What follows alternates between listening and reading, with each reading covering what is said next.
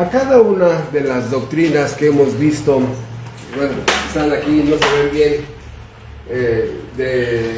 los 5 tesis arminianas y las 5 bases teológicas del calvinismo, a cada una le hemos hecho una pregunta para tratar de desarrollar el tema. Por ejemplo, a la depravación humana le hicimos la pregunta: ¿puede el hombre ser salvo por sí mismo? Y después de hacerle esa pregunta a la doctrina de la depravación humana, la respuesta es no. Está tan muerto que un muerto no se puede autorrevivir. Está tan esclavo del pecado que nadie se puede librar del poder más grande, pecaminosamente hablando, el poder del pecado. Y tiene una paternidad, es hijo del diablo, que no puede a sí mismo, ni el diablo nos dejará libre a nadie. Por eso vimos, demostramos en la depravación humana el estado caído de ser humano que no puede ser salvo por sí mismo. Después, en la doctrina de la elección incondicional, hicimos una pregunta a esta doctrina: ¿cuál? ¿Cómo salva Dios?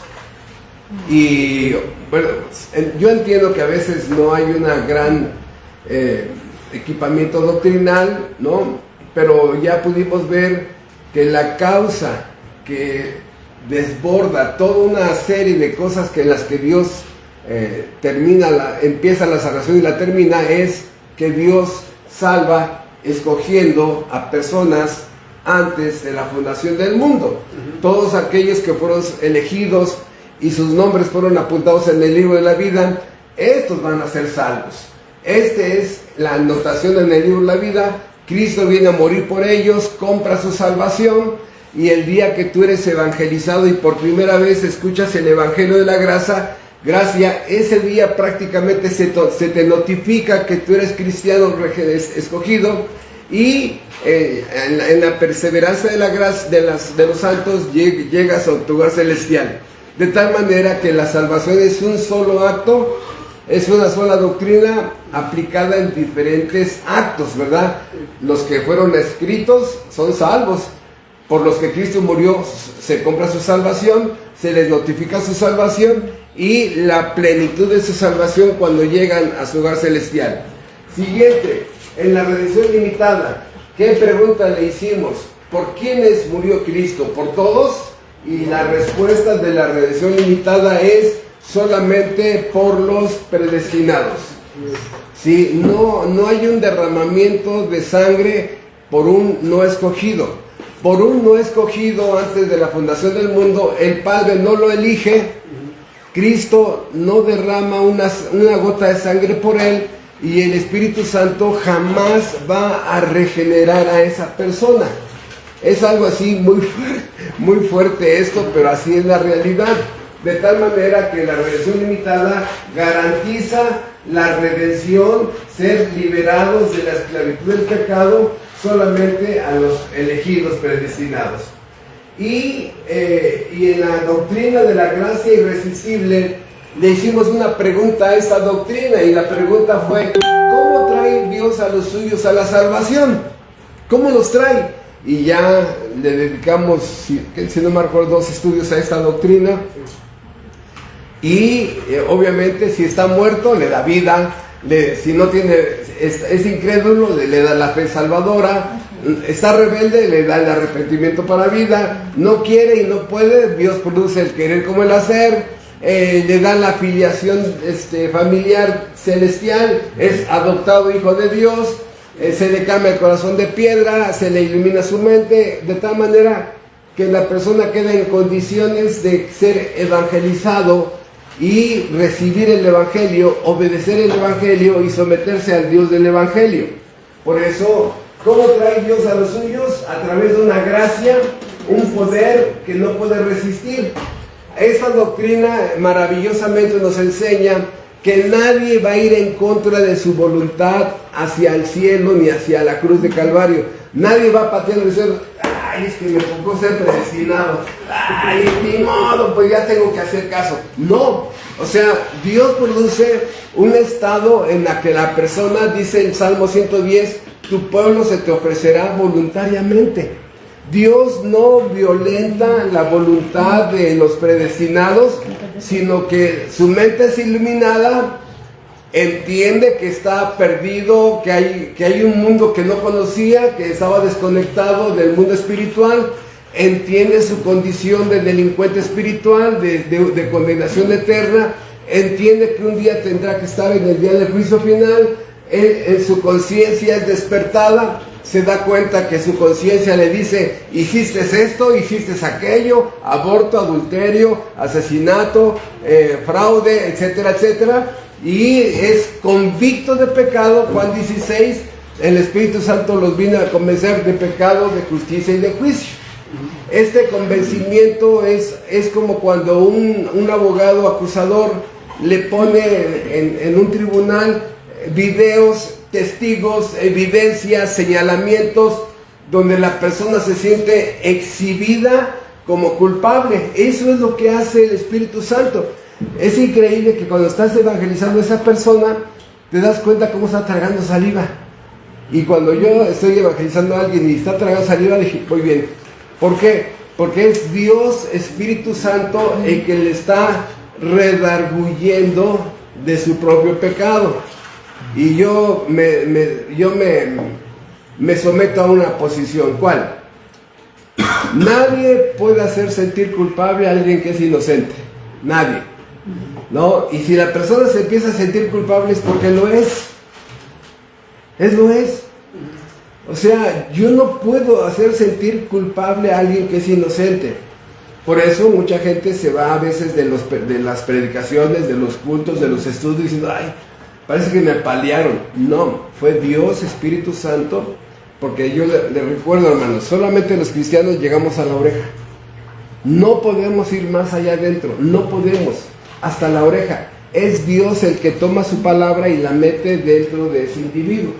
Por eso hoy vamos a ver la perseverancia de los santos. Dios los eligió, sí. Decenas y decenas de argumentos. 2, Dios pagó la deuda que tenía legalmente con el Supremo Tribunal del Universo, sí. Ya fueron rescatados, fueron redimidos, se pagó el precio del rescate, quedaron en libertad, ¿no? Ahora, son llamados eficazmente. Y aquí vemos a las 3 personas del pacto eterno de redención trabajando. El pacto eterno de redención, Hebreos capítulo 13 lo menciona como el pacto eterno de redención, en el que el Padre se comprometió a elegir, el Hijo a redimir y el Espíritu Santo a regenerar. Y aquí está el Padre eligiendo, el Hijo redimiendo y el Espíritu Santo regenerando.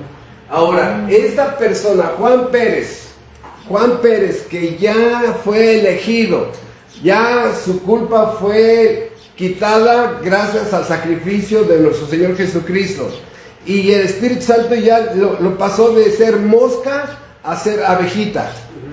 Pregunta: ¿esta persona va a andar en un planeta, en un universo sin dirección, sin objetivos, desprotegido, así como un vagabundo, a ver qué se le ocurre?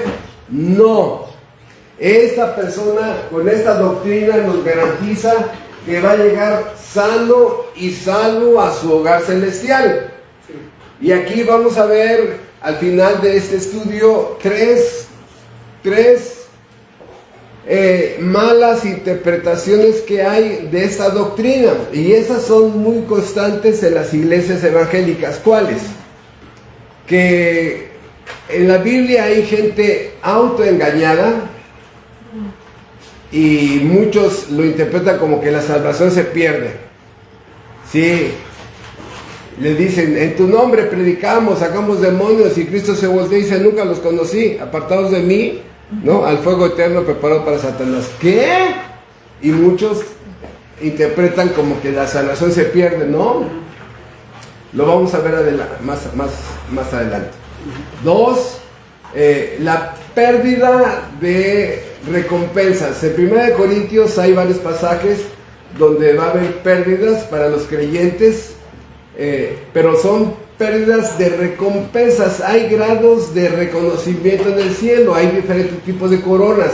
un tipo de reconocimiento universal que Dios hará de creyentes que fueron útiles, efectivos, multifuncionales, que fueron usados por Dios, comparado con aquel creyente que mediocre, calientasillas, sugestionado, simpatizante, religioso, pirata, ¿no? O sea, Dios iba a hacer reconocimientos de distinciones, y en la pérdida de recompensas, que es el segundo grupo de textos, no se pierde la salvación. Lo vamos a ver, son pérdida de recompensas. Y el tercer grupo que vamos a ver es los textos de apostasía. Nunca lo fueron. Y hermanos, Dios a mi esposa y a mí nos ha permitido tener 38 años en la vida cristiana, y hemos visto exactamente ese tipo de personas. Van a la iglesia, toman estudios bíblicos, ofrendan, cantan, pero son moscas dentro del culto que tienen una vida doble o vida triple, y que hay un esfuerzo moral por sentirse bien y apagar la culpa, y van a la iglesia para calmar a sus papás, o que la esposa no se meta con ellos, o algún familiar, y no lo reprendan, y cumplen con un requisito, pero no son regenerados. Son altamente simpatizantes y de verdad cantan. Algunos pueden entrar a la membresía, algunos son misioneros, algunos son pastores, algunos son diáconos, tesoreros, tienen puestos privilegiados en la iglesia y nunca fueron. Judas fue tesorero de la iglesia. En fin, vamos a ver al final. Entonces, vamos a empezar dando algunos argumentos de la doctrina de la perseverancia de los santos para entender esto, ¿sí? Porque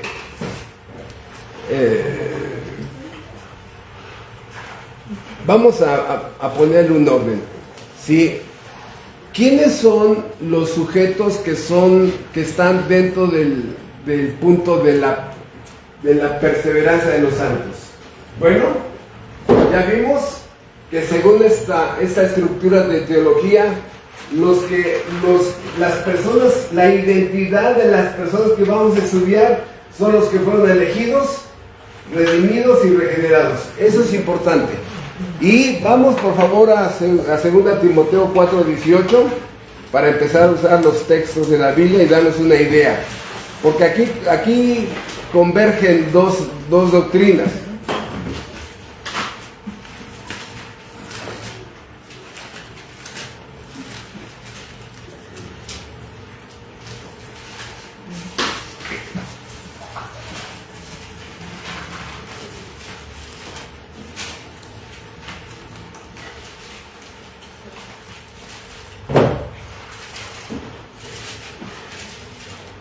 Vamos a ver 2 Timoteo 4:18 y de ahí vamos a sacar una cascada de textos que nos van a enseñar exactamente lo que Dios hace para preservar a los santos. Dice 2 Timoteo 4:18: y el Señor me librará de toda obra mala y me preservará para su reino celestial. A Él sea gloria por los siglos de los siglos. Amén. Y me preservará para su reino celestial. Se parecen las palabras. Aquí la doctrina se llama perseverancia y ahí dice preservará. Pero son dos doctrinas juntas y no se ve bien. A ver, me preservará, no se ve bien, pero vamos a imaginar que aquí dice preservará y de este lado está perseverar. Esta relación es interesante porque preservará es una palabra que durante cientos de años se usó, preservará, hasta que se relacionó con cosas sexuales. ¿A qué me refiero? Si ustedes tuvieran algún frasco de mayonesa, de fruta en almíbar, en la parte trasera dice preservadores, y óxido de zinc, que era el más común, y esos preservadores era lo que hacía que la fruta de almíbar no se echara a perder. De tal manera que solita la fruta de almíbar se pudría. Pero gracias a los preservadores, no. Y aquí, esto es lo hermoso, porque es Dios el que preserva y es el hombre en su responsabilidad humana el que persevera. ¿Por qué persevera? Porque hay una fuente de energía espiritual que lo está preservando. No es que tú digas, es que yo soy muy fuerte y yo soy muy determinante y es que mi carácter, mi personalidad. No. Aquí no tiene que ver nada de eso. Aquí es, si tú has perseverado en el camino tantos años, tantas décadas, es porque Dios te ha preservado. Yo quiero ver que a alguno Dios le quite la preservación, a ver si persevera. Hermanos, nos conocemos lo suficiente para saber que no es así. Por eso, esto es importante entenderlo antes de ver todo lo demás, porque esto en la teología se llama estar en un estado de gracia. En un estado de gracia. Esto, ser bendecido con que Dios te preserve.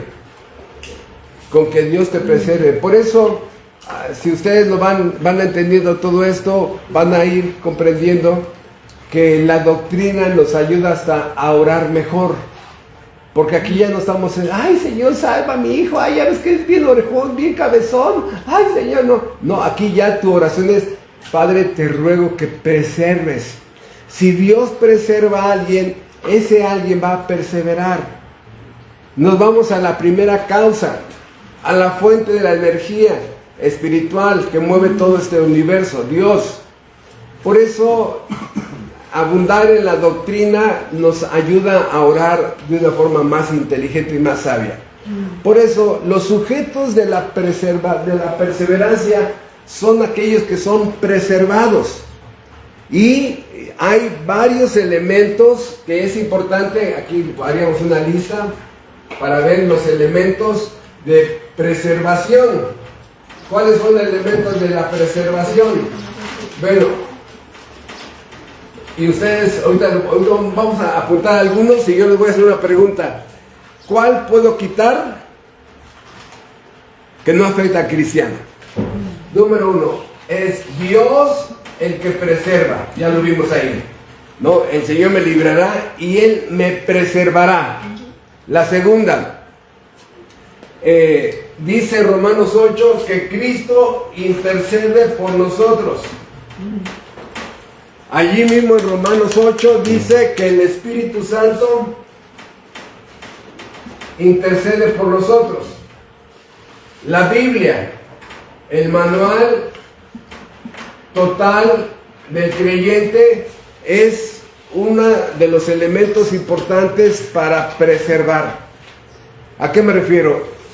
Tenemos que desinstalar mucha basura que tenemos aquí, cultura mundana, amigos mundanos, filosofías mundanas, religiones mundanas, ateísmo mundano, filosofías mundanas, y empezar a instalar, a reprogramar nuestra mente, tener una mente doctrinal, una mente bíblica, la mente de Cristo, ¿no? ¿Cuál es, entre comillas, la mente de Cristo? Este libro es la mente de Cristo, de tal manera que empiezas a darte cuenta que ya no puedes seguir pensando como seguías pensando y debes de instalar la Biblia, ¿no? La iglesia en la que tú vas a adorar a Dios, iglesia, la disciplina bíblica, la disciplina de Dios. La disciplina de Dios dice que Dios al que ama disciplina y azota a todo aquel que toma por hijo.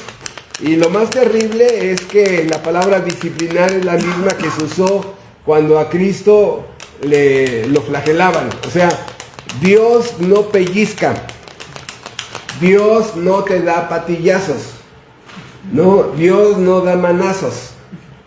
Y yo bíblicamente puedo demostrar que Dios, cuando azota a una persona, el azote va de acuerdo al grado de necesidad para que abras la mano y sueltes tu hábito pecaminoso. Cuando un niño agarra un cuchillo y le dices, no hijo, no mijo, no, a ver, dámelo, y lo agarra más fuerte, ¿qué es lo que tienes que hacer? Aplicar más fuerza. Porque si no, el niño se va a cortar, se puede lastimar. De tal manera que muchas veces Dios tiene que aplicar más fuerza para que sueltes el pecado, ¿no?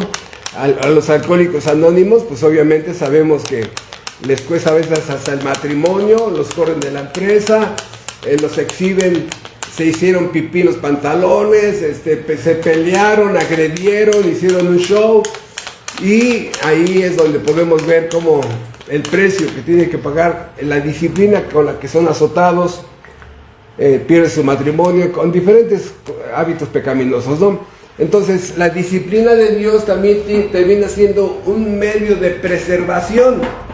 O sea, tranquilos, cuando Dios está aplicando su vara con alguien, tranquilos, es por su bien. Nosotros no disciplinamos a nuestros hijos porque los odiemos y seamos sus enemigos. Nosotros disciplinamos a nuestros hijos por su propio bien. Y si Dios lo está haciendo con un creyente, si es disciplina, lo necesitaba, ¿no? O sea, a veces provocamos la vara de Dios. Y si es prueba, va a salir mejor.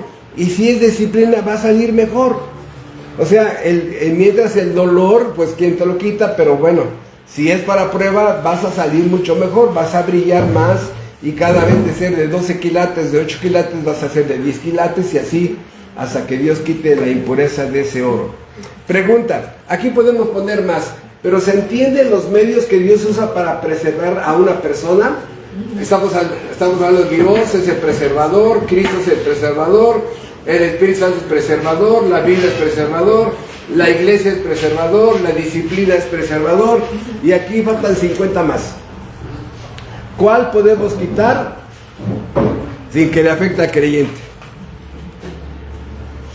Todos. O sea, empiézate a alejar de la iglesia. Dios usa primera llamada, segunda llamada, tercera llamada. Empiezas a ser cada vez más mundano, diversiones mundanas, amigos mundanos, etcétera, etcétera. Hermanos, los sujetos de la preservación y de la perseverancia son personas que ya no pueden decir no puedo. Te eligieron antes de la fundación del mundo.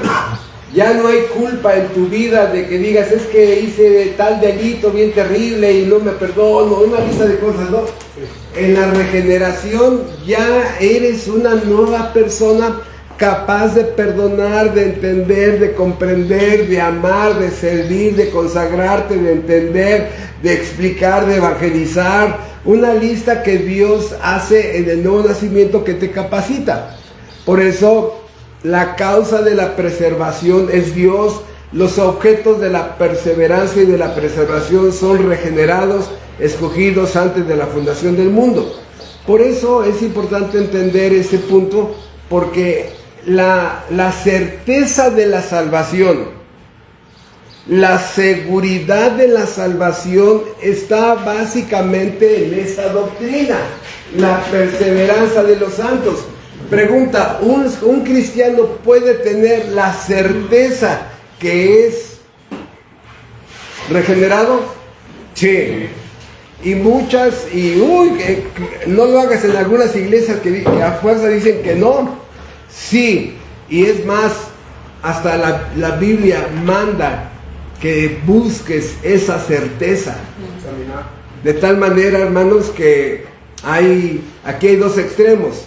Hay gente que no es cristiana, no es regenerada, nunca ha sido regenerada, pero dice, yo sí soy, digan lo que digan, no, yo sí soy.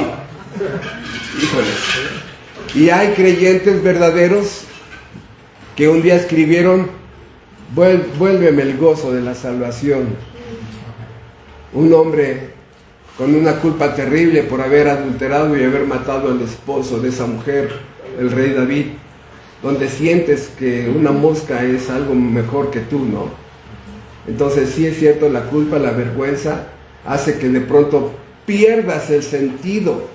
Pero no, hermano, el creyente, esto enseña que aunque la perseverancia enseña que aunque el creyente cae dentro de un barco, pero no fuera del barco, no se va a ahogar. El creyente puede caer en un pecado, sí, pero no persevera en el pecado. Es aquí la doble ilustración.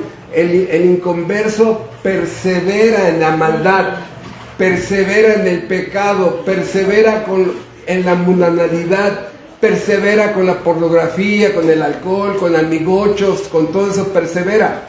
No, y al final tendrá su premio, el juicio final.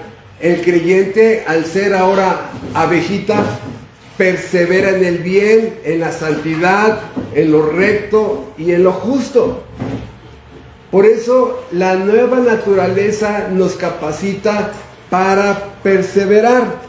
Y aquí hay una cosa importantísima, hermanos, porque quiero detenerme antes de ver la cascada de versículos que hay, porque es importante entenderlo. En el nuevo nacimiento, hermanos, lo que el creyente recibe es el perdón legal. El juez pronunció el perdón legal. Hagan de cuenta que ahí está un tribunal como el de la corte de los Estados Unidos, está el juez sentado, está la persona juzgada ahí, y el juez le dice perdonado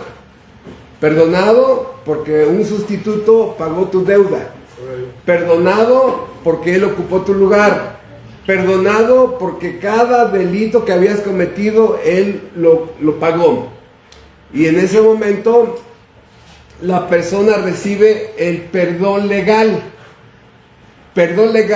por lo que había hecho y por lo que iba a ser castigado.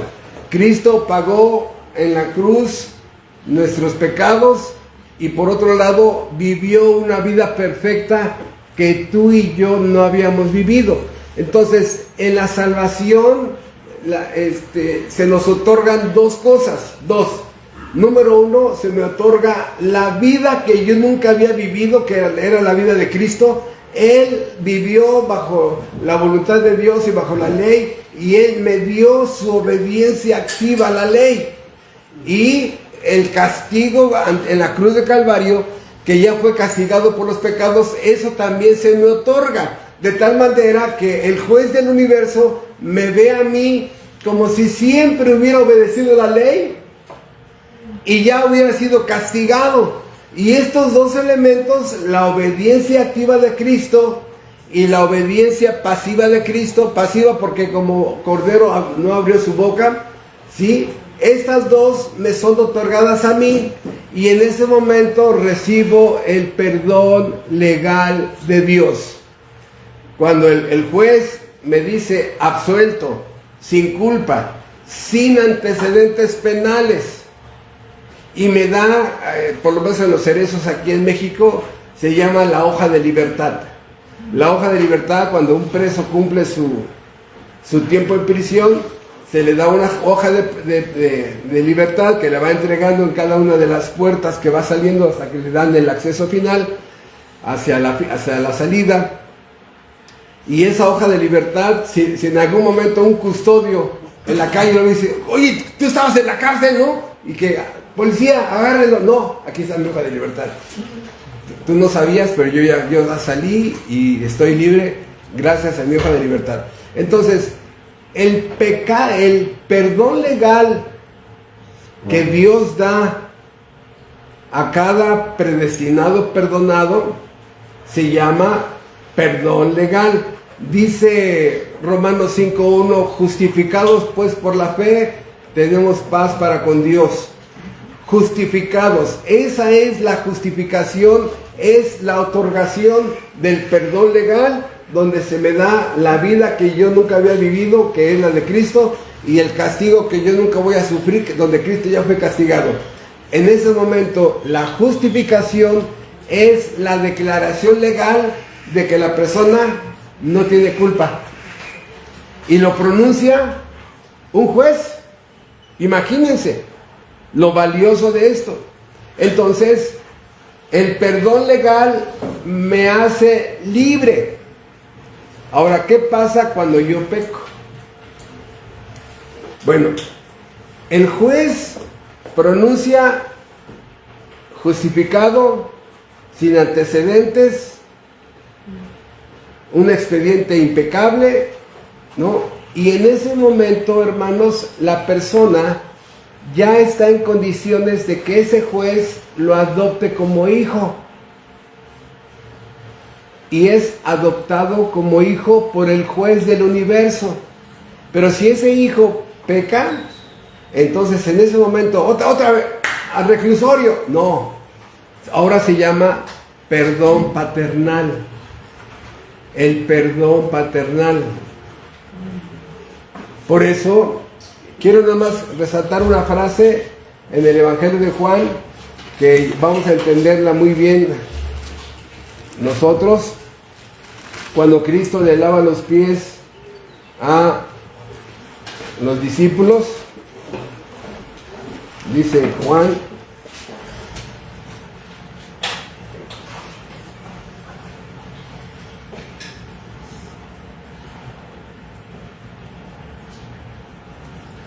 dice Juan 13, versículo 10, Jesús le dijo, el que está lavado no necesita sino lavarse los pies, pues está todo limpio, y vosotros limpios estáis, aunque no todos. Si ya estás limpio, tu expediente legal, la sangre del Cordero lo limpió, no necesitas más que la limpieza diaria de que se te salió una grosería, de que fuiste injusto, de maltrataste a tu esposa, te comportaste como troglodita con tus hijos, en fin. Entonces, el que está limpio no necesita más que lavarse los pies. ¿Sí? Si estás todo el día en tu casa, no creo que necesitas lavarte los pies, pero si sales a la tienda y hay terracería, sí necesitas lavarte los pies. Pero esa frase, el que está todo limpio, ¿sí? El que está lavado en la sangre del Cordero, no necesita sino lavarse los pies. Por eso aquí, si entendiéramos esto, no habría tanta mentira en muchas iglesias. El creyente lo que necesita es la limpieza diaria. Lo que necesitamos es el perdón paternal. El perdón legal solamente una vez en la vida, y ese es suficiente, porque ya lo hemos visto, el perdón es pecados pasados, presentes y futuros. ¿Futuros? Perfecto, entonces este próximo sábado, ¿no? El antro. No, si tú piensas así, no te han perdonado ni pasados, ni presentes ni futuros. El creyente hasta se avergüenza, ¿no? O sea, hermanos, cuando Cristo murió, todos nuestros pecados eran futuros. Entonces, el perdón legal es solamente una vez en la vida. El perdón paternal, bueno, depende de qué tan rebelde a la voluntad de Dios seas, ¿no? Nada más que checa que sí hayas tenido el perdón legal. Esta doctrina de que los creyentes van a llegar sanos y salvos está basada en cosas inmutables. Pregunta, vamos por lo más fácil. ¿Dios es inmutable o mutable? Porque aquí en la elección incondicional, ¿va a cambiar su opinión? No, ellos van a ser salvos para siempre. En la redención, ¿Cristo le va a quitar el perdón a personas? Es que ya me caíste gordo, siempre no vuelo por ti, ¿no? Y en la regeneración, el inconverso, el creyente pasa de vida a muerte, y luego se arrepiente y vuelve a pasar de muerte a vida, luego peca y pasa de vida a muerte, de trigo a cizaña, de cizaña a trigo, de hijo del diablo a hijo de Dios, y de hijo de Dios al hijo del diablo. No, No. ¿Por qué? Porque hay cosas inmutables. La elección incondicional es inmutable, no cambia. La redención no cambia. La regeneración, que seas pasado de muerte a vida, que te regeneren. No vas a pasar de mosca a abeja y de abeja a mosca y viceversa, no. Ya ese nuevo estado permanece para siempre. Y hay unos textos hermosísimos que es importante que los comprendamos. Vamos al libro de Hebreos para ver que estos textos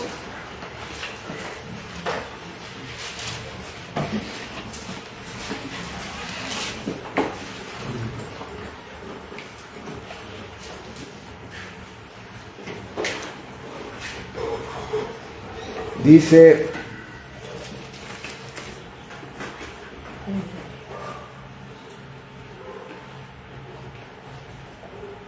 Hebreos capítulo 6.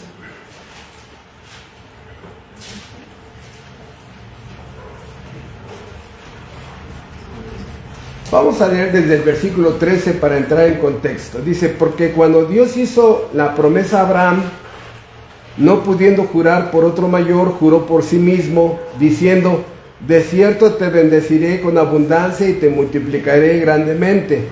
Y habiendo esperado con paciencia, alcanzó la promesa.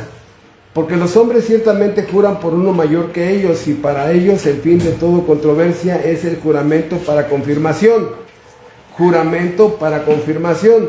Por lo cual, queriendo Dios mostrar más abundantemente a los herederos de la promesa la inmutabilidad de su consejo, interpuso juramento, para que por dos cosas inmutables en las cuales es imposible que Dios mienta, tengamos un fortísimo consuelo los que hemos acudido para asirnos a la esperanza puesta delante de nosotros, la cual tenemos como segura y firme ancla del alma, y que penetra hasta dentro del velo, donde Jesús entró por nosotros como precursor, hecho sumo sacerdote para siempre, según el orden de Melquisedec. Bueno, Dios le asegura la salvación a alguien. Te elegí para siempre, te redimí para siempre, te regeneré para siempre. Pero para que te quede más claro, número uno, dice aquí dos cosas que son inmutables. Número uno, su consejo. Esta palabra consejo, en todo el contexto de la Biblia, es una doctrina que le llamamos los decretos. Los decretos es una decisión soberana que tiene el máximo poder en un país, el gobierno, etcétera, etcétera. Y, por ejemplo, si el gobierno dice que el próximo lunes inicia el IVA por decreto al 20%, ¿alguien puede cambiar ese decreto? No, tendremos que pagar el 20%, ¿verdad? Bueno, terrenalmente es un decreto, no puede ser abolido. De tal manera que Dios, estableciendo una salvación tan grande como esta, en la que la Trinidad estuvo activa, dice: este es uno de los decretos positivos. El decreto positivo, no, vas a ser salvo, es una decisión soberana. Entiéndelo. Nada lo va a cambiar. Es que la salvación se pierde.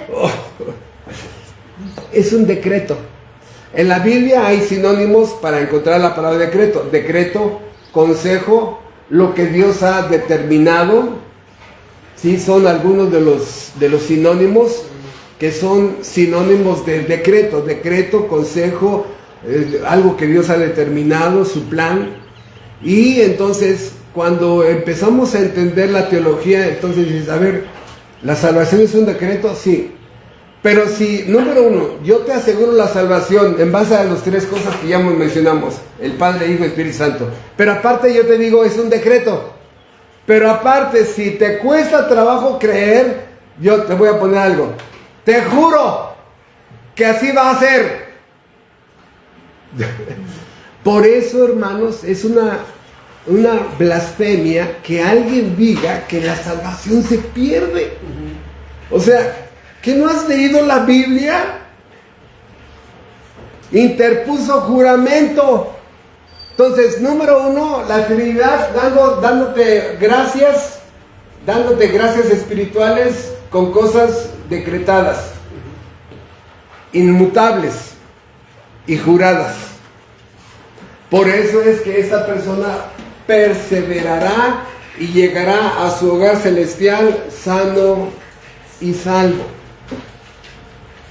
¿Alguien se atreve a dudar y que quieren que veamos argumentos que la gente pone en contra? Hermanos, es terrible. O sea, a veces la ignorancia es bien peligrosa, ¿no? Bien peligrosa. Bueno, casi siempre. Pero en este caso es la de tu alma.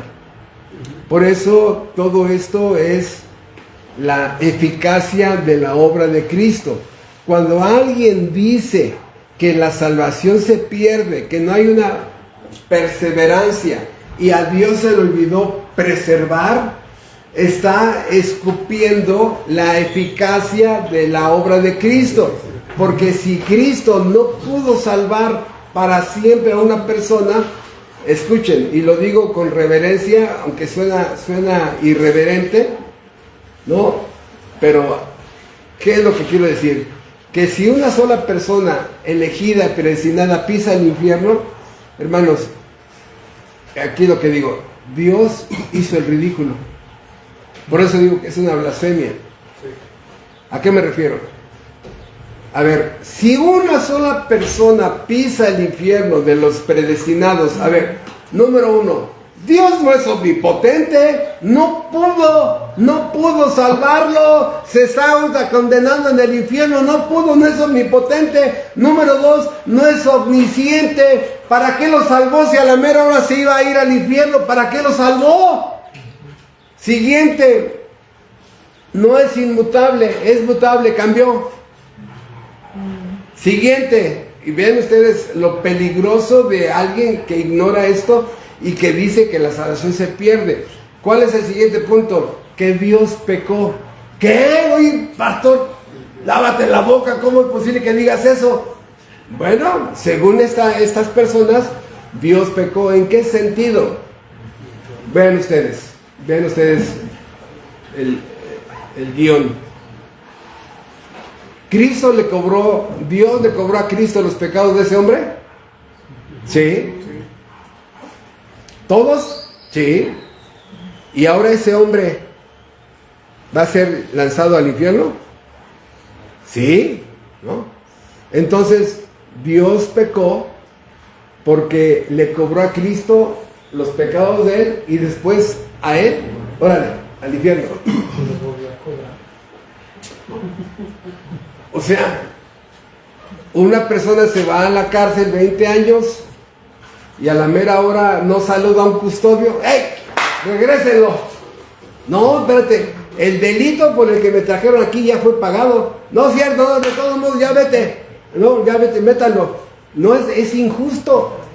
De tal manera, hermanos, que estos argumentos de que la salvación se pierde, híjole, y dichos dizque por pastores, por maestros de instituto bíblico, y les recuerdo que no todos los institutos bíblicos son con sana doctrina. Hay cada gente allí que, hermano. Por eso,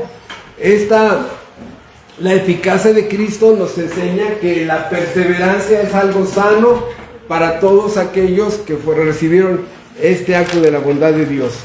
Entonces, repito, si el Padre ya los eligió,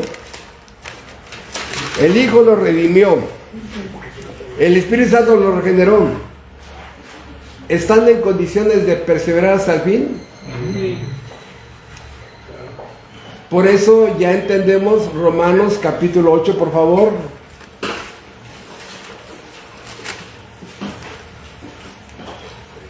Romanos 8, dice versículo 15, y aquí el apóstol Pablo tiene en mente esta perseverancia y esta preservación. 8:15, ¿quién nos separará del amor de Cristo? Tribulación, o angustia, o persecución, o hambre, o desnudez, o peligro, o espada, como está escrito, por causa de ti somos muertos todo el tiempo, somos contados como ovejas de matadero.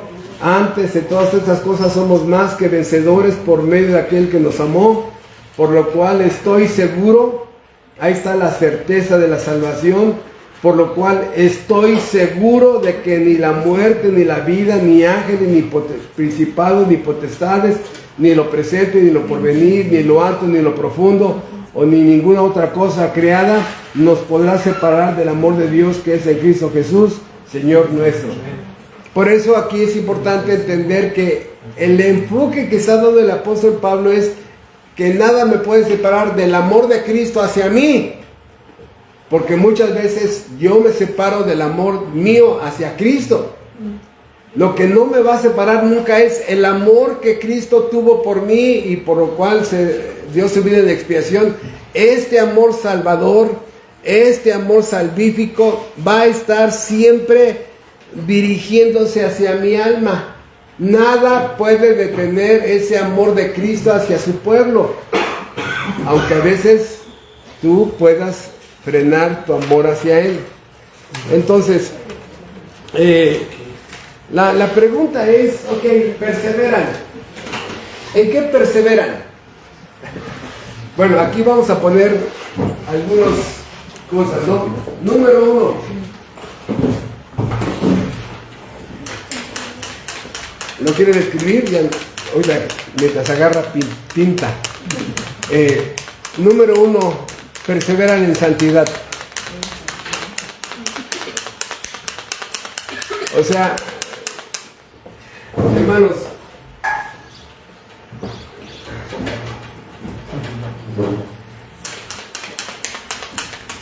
la santidad termina siendo un resumen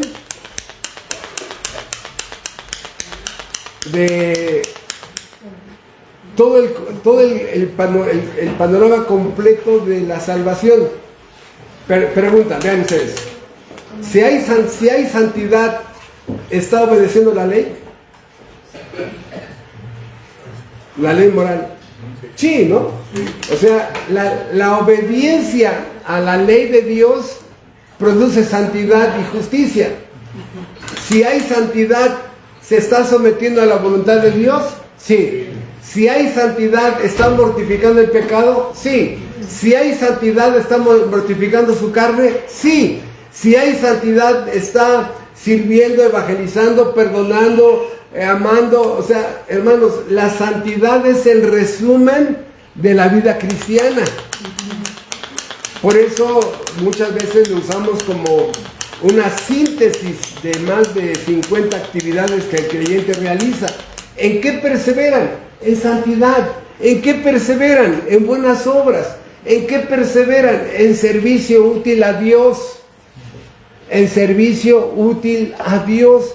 ¿En qué perseveran? En agradecimiento. ¿En qué perseveran? En gozo. En gozo. Y esto es importante entender esta palabra gozo, hermanos, porque gozo es algo más grande que la alegría, más grande que la felicidad muchas veces. ¿Por qué? Les voy a poner un ejemplo bien sencillito para que podamos entender la palabra gozo. Porque la palabra gozo en la Biblia no la paga nada ni nadie. Un ejemplo superficial, y digo superficial. Si a una persona la mandan a llamar y le notifican que es el ganador del premio gordo, $1,000 millones, y se queda así, ¿qué? Sí, nada más que por tanta delincuencia se lo queremos hacer, avisar en forma privada para que no corra riesgo, y el lunes sin falta le entregamos su cheque. $1,000 millones. A ver su boleto. Ah, sí, usted es el ganador. Ok. Sale y le robaron su coche. ¿Mi coche?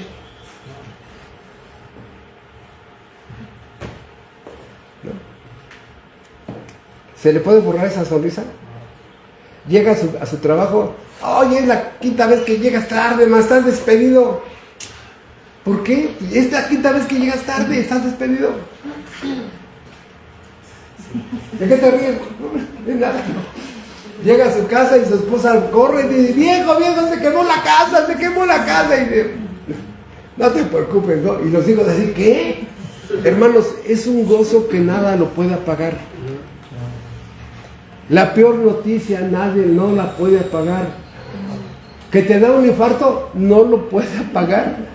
Que te estás muriendo, no lo puede apagar. Que te dicen, tiene usted cáncer, no lo puede apagar. La perseveran en gozo a pesar de las circunstancias más adversas. Este gozo no lo puede apagar nadie. Entonces, seguimos diciendo que esta persona tiene un mensaje. Un estado de gracia. Un estado de gracia. ¿Cuánto tiempo perseveran? Hasta el fin. Ahorita vamos a ver los versículos. Hasta el último suspiro, y después del último suspiro, Dios viene por sus hijos no mueren a solas, ni son desamparados. Es como si una escolta viniera por ellos y los llevara a la presencia del amado. Dios está al tanto, y los hijos, ningún hijo espiritualmente muere desamparado. ¿Con qué certeza perseveran? Bueno, aquí ya es de acuerdo al crecimiento espiritual. Si tú un domingo no vas a la iglesia y el siguiente tampoco y el siguiente menos, va a ser difícil que perseveres en interés o en conocimiento. Aquí sí es importante tener la responsabilidad humana, porque Dios va a llevarte a la iglesia por las buenas o por las malas. Dios te va a llevar a la Biblia por las buenas o por las malas. Me llamó la atención que en el secuestro del hijo de Vicente Fernández, después de que le cortaron un dedo, lo que pidió fue una Biblia. Y hay un dicho que dice, no que no tronabas pistolita, ¿no? O sea, por las buenas o por las malas, Dios mueve tu corazón para que busques la Biblia, su palabra, su conocimiento. Por eso, ¿con qué certeza perseveran? Aquí ya es tu determinación, tu consagración, tu devoción, tu agradecimiento a Dios, que te hayan explicado bien todo este cuerpo de doctrinas que van a producir en ti un estado espiritual de servicio, de gratitud, de agradecimiento, de entrega. Porque cuando un cristiano entiende todo esto, hermanos, de verdad ya no pone condiciones. Dios te cierra la boca. Hijo, hay que hacer esto. Señor, sí, Señor. No, y hay que ir para allá. Señor, sí, Señor. Ya no pones nada, que por qué, y por qué no dices al pastor, y aquellos hermanos ni hacen nada, y los hermanos fulanos son domingueros. O sea, no, tú, te estoy hablando a ti. O sea, no hay nada de esto. Por eso aquí esto tiene que ver mucho con la cadena de oro. Explicábamos, a los que antes conoció, el primer eslabón de la cadena de oro, a estos predestinó, a los que predestinó, a estos llamó, a los que llamó, a estos justificó, y a los que justificó, a estos glorificó. Entonces, vean ustedes, ¿en dónde está la perseverancia de los santos? A los que antes conoció, los predestinó. No, aquí no está. A los que predestinó, a estos llamó. No, aquí no está la perseverancia. A los que llamó, a estos justificó, los perdonó. Y a los que justificó, a estos glorificó. Aquí está, son perdonados, se les anuncia que son salvados, sus pecados ya son abolidos, y ahora llegan al cielo. Aquí está la perseverancia de los santos. Todos llegarán al cielo. Por eso, esta doctrina de la perseverancia garantiza que el creyente, si le toca vivir cuestas, o valles, o muerte, o tormentas, o persecución, está capacitado para perseverar aún en los momentos más difíciles. Hace muchos años me tocó ir a Italia, estuve allá 3 meses, Y uno de los lugares que más me humilló fue el Coliseo Romano. Estuve toda una tarde en el Coliseo Romano y yo veía ahí las paredes de este monumento histórico que ha sido preservado y yo decía, aquí sí hubo cristianos de veras, ¿no? Aquí sí, o sea, yo me sentía entre piojo y chinche, más o menos, ¿no? Porque, hermanos, cuando tienes que firmar tu profesión de fe con sangre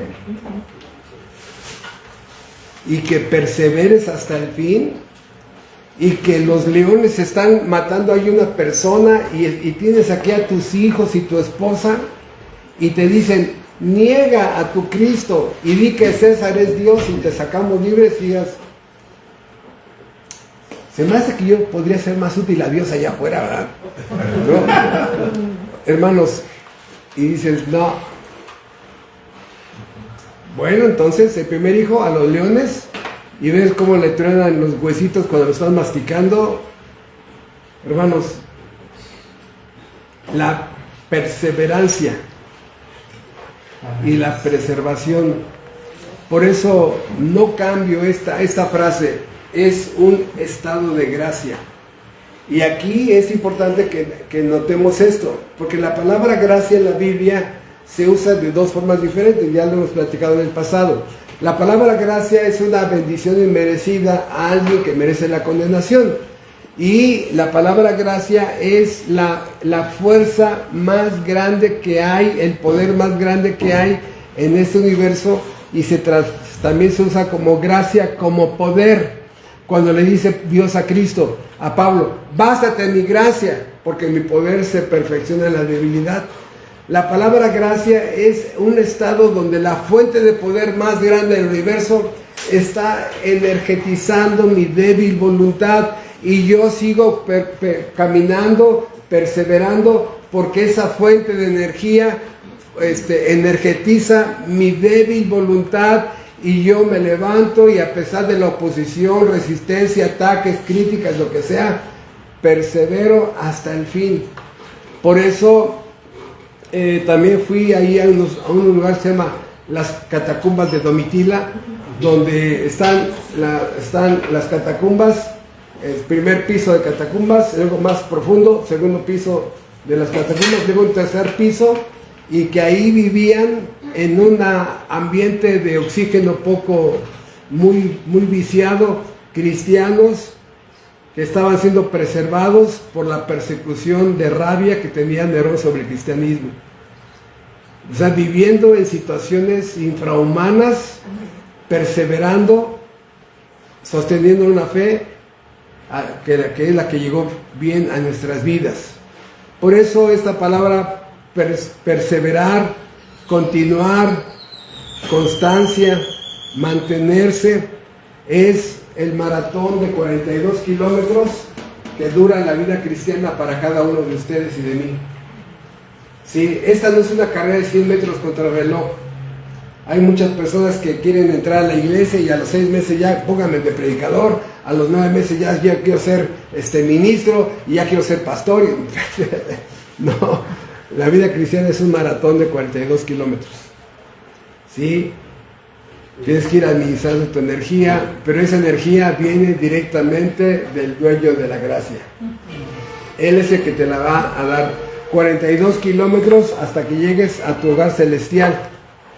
Por eso, esta doctrina, antes de que lleguemos a todos los versículos que nos hablan de esto, es entender que solamente predestinados son los que llegan ahí. Y yo sé que algunos de ustedes van a decir, hermano, es que fíjese que en la iglesia hubo una persona muy dedicada que hasta daba clases bíblicas y ya no está, se fue, ahora está en el mundo. Por eso es que yo creo que la salvación se pierde. No, por eso yo creo que la salvación se pierde. No. Pero hermano, es que hasta se veía que tenía dones. Hermanos, los teólogos le llaman dones sin gracia. El cristiano, y de verdad aquí se los digo con solemnidad, el cristiano es más conocido por el fruto que por los dones. El diablo ha falsificado los dones, ¿sí? maestro bíblico puede ser piratas, pastores piratas, diáconos piratas, ancianos piratas. El demonio ha falsificado los dones. Lo que no puede falsificar el Satanás es el fruto. O sea, ¿ustedes creen que el Satanás puede producir amor? No. ¿Paz? No, él produce guerra. El fruto del amor, el fruto del Espíritu: amor, gozo, paz, paciencia, benignidad, bondad, fe, mansedumbre y templanza. Esto no lo puede producir él. Por eso el cristiano es más conocido por el fruto que por el don. Y en una iglesia llena de ignorancia, los hombres alaban y elogian a que tiene el don de la alabanza, ¿no? Aunque no existe el don de alabanza, se lo aclaro. No, ese no existe, no está en la Biblia.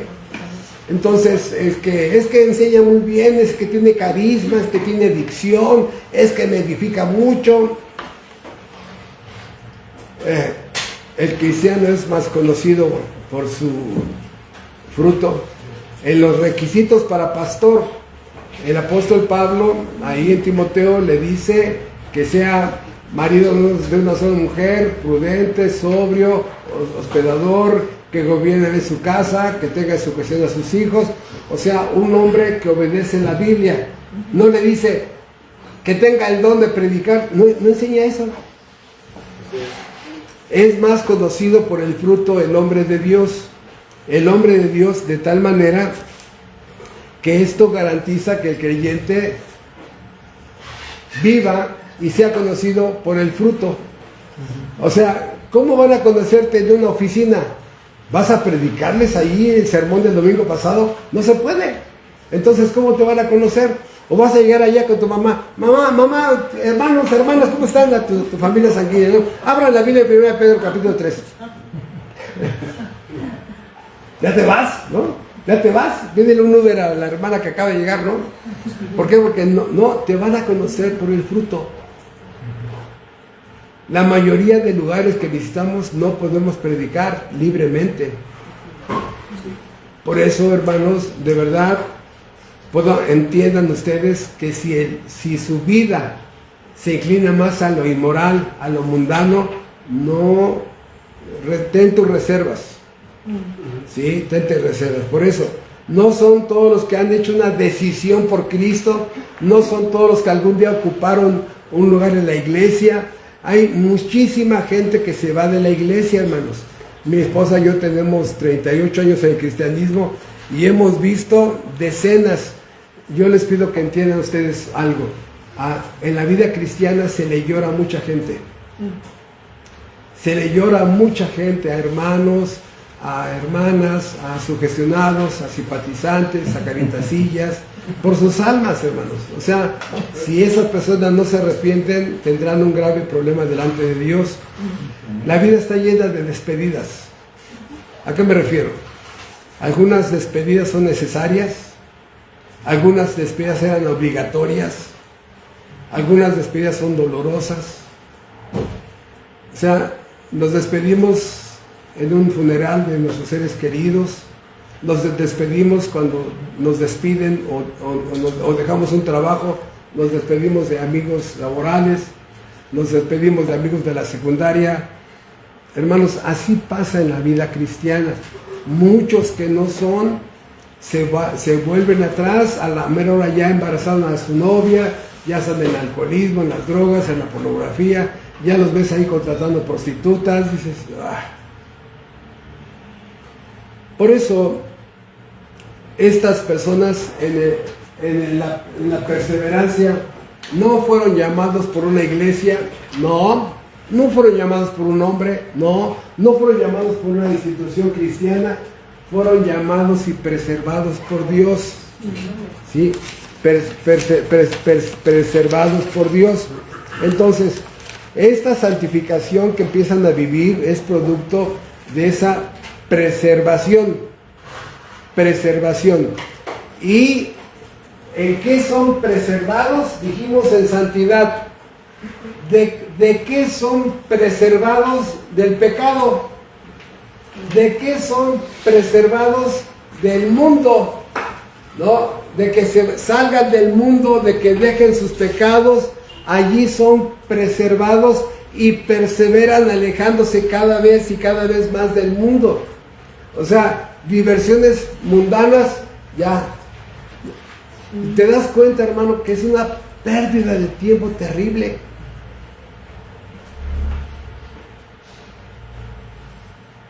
Amigos mundanos también dicen, no, puras tonterías escuchas, puras chistes, temas y mucha basura. Por eso somos preservados para perseverar alejándonos del mundo. No estoy diciendo que tengas una vida de asceta, así como un monje budista que te vas allá arriba de un cerro y allá vives en una cueva. No, sino que ya inviertes en las cosas más importantes de la vida, tu familia, en ti mismo, en tu casa, en cultivar una lectura, un estudio, de tal manera, hermanos, tu tiempo ya es usado de una forma diferente. Entonces, algunos perseveran años en la iglesia. Yo quisiera humanamente que todos los que han empezado con nosotros en la vida cristiana estuvieran ahí con nosotros. Han pasado cientos de personas y son muy pocos los que se han quedado. Para que tengan ustedes una idea, la iglesia calvinista más grande aquí en la República Mexicana tiene como 150 personas y tiene como 30 años de existir. ¿Qué? Sí. Las iglesias calvinistas son muy pequeñas, a menos que como en alguna parte del mundo haya muchos predestinados en esa parte y Dios se los haya entregado a una iglesia que sí cumple las exigencias de una iglesia verdadera. Entonces, pero hermanos, si en León hay 50 predestinados para los próximos 20 años y se los da a ustedes, ¿cuánto va a crecer su iglesia? 50. ¿Pero qué pasa? ¿Que estamos fallando? No, nada más chequen dos cosas: que estén viviendo en santidad los que están predicando el evangelio y que prediquen bien el evangelio. Bien. Los 4 puntos bien estructurados bíblicamente. Porque, hermano, yo no puedo producir los frutos del evangelismo. Yo no puedo pasar a una persona de muerte a vida. Yo no puedo. Lo más que sí puedo es que yo viva en santidad, en una mejor rectitud cada vez más, y le presente inteligentemente y bíblicamente el evangelio a esa persona. Es todo lo que yo puedo hacer. Yo no puedo producir los frutos ni los resultados. No puedo. Pero Dios sí. Entonces, si va a haber 10,000 predestinados en León para este año y el próximo, y se los concede a ustedes, ¿son más exitosos que otra iglesia? No, les tocó estar en una iglesia donde había muchísimos predestinados. El apóstol Pedro, primero 3,000 y luego 5,000, y luego Pablo le predicó el evangelio a una mujer. A una mujer. Dice, ¿qué? Oye, ¿no has visto a Pedro 5,000 y 3,000 y tú a una mujer nada más y a esta Lidia? No. Hermano, había una ahí, una. Por eso es interesante ver estas marcas de perseverancia, porque es uno de los elementos que tenemos los pastores y los hermanos con más madurez para ir vigilando a estas personas que sí tengan marcas, ¿no? Por eso repito, hermanos, que yo conozco a una persona que era cristiano, pero se apartó y murió en sus pecados. Si murió en sus pecados, híjole, hermano, qué terrible, ¿no?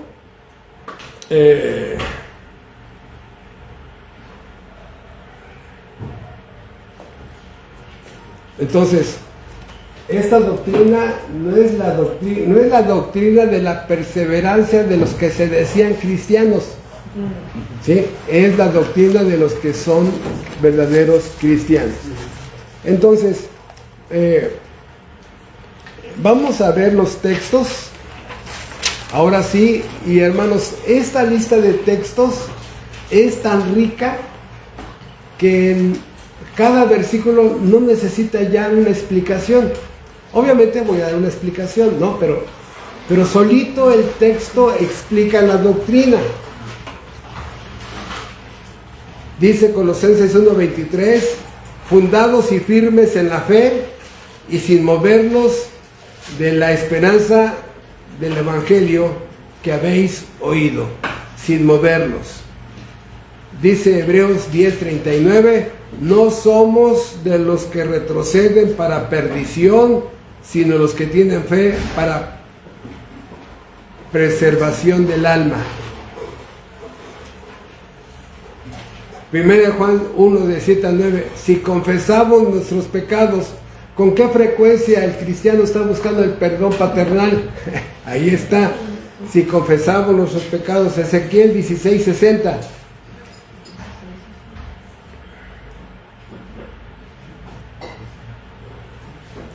Dice Dios, yo tendré memoria de mi pacto que concerté contigo. Porque aquí no solamente es el decreto, no solamente la cruz, sino el pacto eterno de redención y el pacto de gracia. Dice Juan 15:9, como el Padre me amó, así yo os amé, permanecer en mi amor. Vamos ahí a Juan, por favor, como otra doctrina de la perseverancia y la preservación. Este está hermoso, hermanos. En Juan capítulo 10, Juan capítulo 10 dice, versículo 27, mis ovejas oyen mi voz y yo las conozco y me siguen. Y yo les doy vida eterna y no perecerán jamás, ni nadie las arrebatará de mi mano. Mi Padre que me las dio es mayor que todos y nadie las puede arrebatar de la mano de mi Padre. Yo y el Padre uno somos. O sea, aquí la figura dice Cristo, mis ovejas están en mi mano y también están en la mano de mi Padre. Señor, ¿en la mano de quién estamos? ¿De los dos? ¿De los dos? Sí, yo y el Padre uno somos. O sea, nadie las puede arrebatar de mi mano. Son protegidas, preservadas, salvadas, guardadas. Pero si le agregamos todavía más fuerza a la perseverancia, a esta doctrina, hermano, ¿cuánto hace un padre por sus hijos? ¿Hasta dónde los guarda? ¿Hasta dónde los protege? ¿Hasta dónde puede dar la vida por un hijo? Los hijos de los hombres multimillonarios, ¿cuánto protegen a sus hijos? Ya tienen chips en sus cuerpos para que los detecten el día que los secuestren, ya tienen escolta, ya tienen una alimentación, los mejores estudios, la mejor preparación. O sea, ahora, el Hijo de Dios, el Dios dueño del universo, ¿cuánto va a proteger y a preservar a esos hijos? Por eso es el amor del Padre hacia estos hombres es infinito, hermanos. No podemos entender la altura, la anchura y la profundidad de este amor. Y si te pones a analizar un poco de cuánto amor está rodeado, de cómo te ha guardado Dios en la carretera, en tu economía, a tus hijos, de enfermedades. No, el amor del Padre todavía lo podemos agregar allí, porque está preservando a sus hijos. Todo lo que haces tú como padre, te sacrificas para que tenga la primaria y no le falte nada de su vida personal, para que tenga la secundaria y no le falte nada de su vida personal, en la prepa, en la carrera, y luego ya está en el servicio social y no está ganando nada, y ahí está el papá soltando dinero, ¿no? Para que tenga una mejor preparación, un mejor futuro económico. ¿Hasta dónde termina tu preservación? Hermano, en la noche estamos pidiéndole a Dios por nuestros hijos. Ahí estás buscando que sea protegido, guardado, ¿no? Ese hijo. Entonces, si nosotros, terribles, imperfectos, seres humanos, estamos buscando que el hijo, no, algo le pasó, no pasó la renta, ahí está, hijo, paga la renta, luego me lo pagas, ¿no? Que una operación, ahí está, hijo, cuidamos para que ese matrimonio sea preservado, cuanto más nuestro Padre Celestial. Por eso, somos preservados y Él nos da arrepentimiento para que nos volvamos a Él. Somos preservados en su amor para que no nos alejemos de Él. Somos preservados en la esperanza. Dice 1 Tesalonicenses 1:3, constantes en la esperanza. Somos preservados en el gozo. ¿Sí? Dice Mateo 13:44 respecto a una parábola. Encuentra un tesoro y vende todo lo que tiene, gozoso por lo que encontró.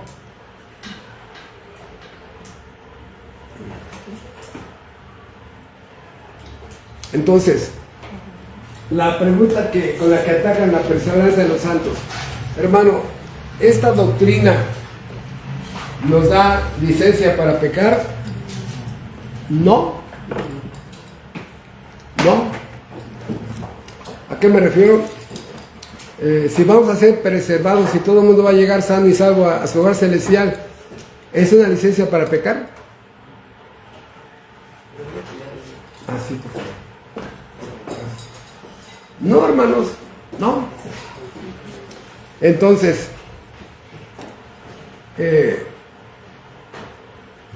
¿cómo puedo yo manejar esto como que no es una licencia para pecar?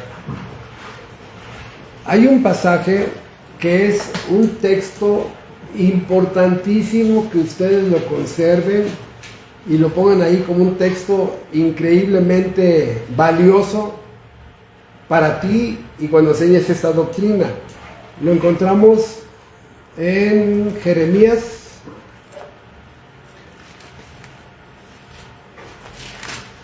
Jeremías, por favor.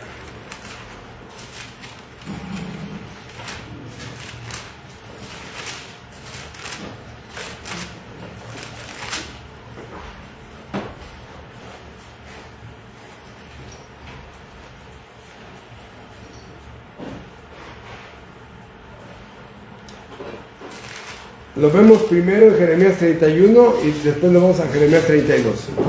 Vean ustedes. Jeremías 31, 33. Jeremías 31, 33. Pero este es el pacto que haré con la casa de Israel después de aquellos días, dice Jehová. Daré mi ley en su mente y la escribiré en su corazón, y yo seré a ellos por Dios y ellos me serán por pueblo. Y no enseñará más ninguno a su prójimo, ni ninguno a su hermano, diciendo conoce a Jehová, porque todos me conocerán, desde el más pequeño de ellos hasta el más grande, dice Jehová, porque perdonaré la maldad de ellos y no me acordaré más de su pueblo.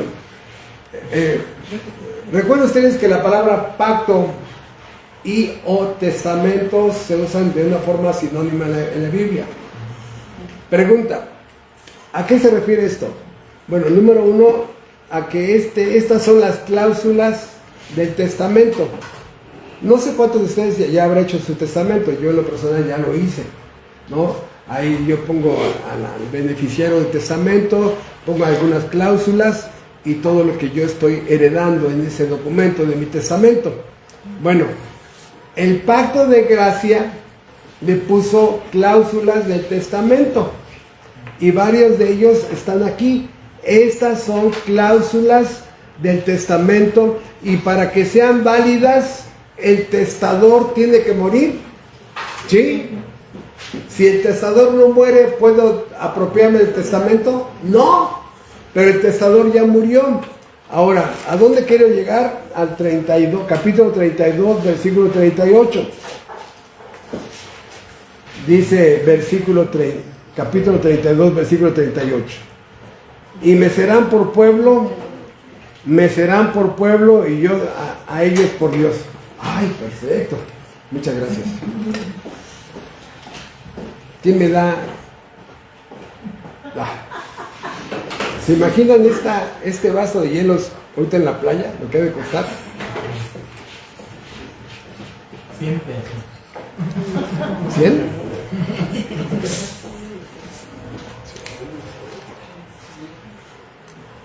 Perdón. Entonces, el versículo 38 dice así: y me serán por pueblo, y yo seré a ellos por Dios, y les daré un corazón y un camino para que me teman perpetuamente, para que tengan bien ellos y sus hijos después de ellos, y haré con ellos pacto eterno, que no me volveré atrás de hacerles bien. Y esta es la frase que preserva, esta es la frase que quiero resaltar. Y gracias. Y haré con ellos pacto eterno, que no me volveré atrás de hacerles bien, y pondré mi temor en el corazón de ellos para que no se aparten de mí.